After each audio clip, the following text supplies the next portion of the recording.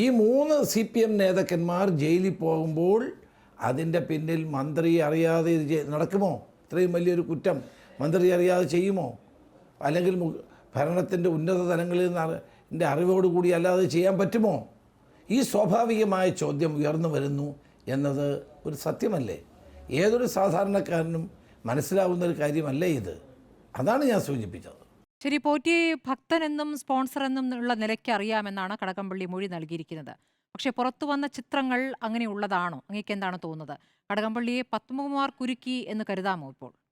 ഒരിക്കലുമില്ല. പത്മകുമാർ പറയുന്നതെല്ലാം, കാരണം അദ്ദേഹത്തിനെ ചോദ്യം ചെയ്തപ്പോഴും അദ്ദേഹം SITയുടെ മുമ്പിൽ പറഞ്ഞ കാര്യവും വളരെ വ്യക്തമല്ലേ? ഞാൻ മാത്രം വിചാരിച്ചാൽ ചെയ്യാൻ പറ്റുമോ? ബോർഡല്ലേ തീരുമാനിക്കുന്നത്. അങ്ങനെയല്ലേ ഇപ്പോൾ വിജയകുമാർ അറസ്റ്റിലായത്.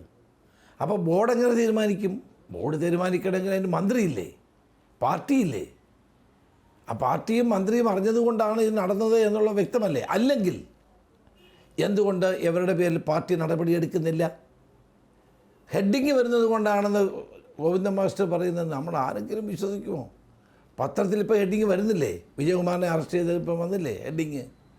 വാസുവിനെ അറസ്റ്റ് ചെയ്ത് ഹെഡിങ് വന്നില്ലേ? പത്മകുമാറിനെ അറസ്റ്റ് ചെയ്ത് ഹെഡിങ് വന്നില്ലേ? ഹെഡിങ്ങിനെ ഭയപ്പെട്ടാണ് നടപടി എടുക്കാത്തതെന്ന് പറയുന്നത് ആരെ ബോധ്യപ്പെടുത്താനാണ്? ഈ വാക്കുകളൊക്കെ ആര് വിശ്വസിക്കും? ഗോവിന്ദൻ മാസ്റ്ററെ, അങ്ങ് എന്താണ് ഈ പറയുന്നത്?